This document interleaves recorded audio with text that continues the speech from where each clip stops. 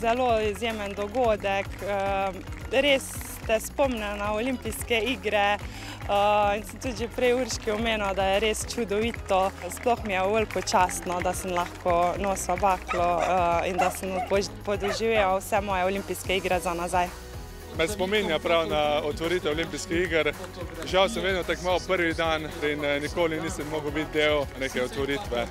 Zdaj lahko se sprostim, uživam, super je, da je doma v domačem okolju, veliko je prijateljev in družinskih članov, tako da fajn se vrniti domov.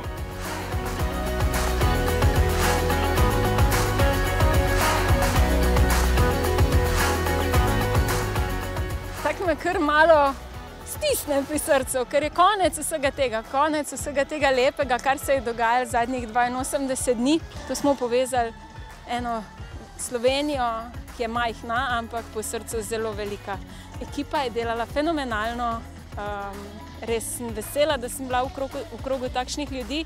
In naša slovenska bakla naj gre sedaj proti Tokiu in naj to energijo, ki smo jo mi zbirali 82 dni, prenese na naše olimpijce, jim da dodatno moč, dodatno energijo, da bojo dali res tisti svoj maksimum iz sebe.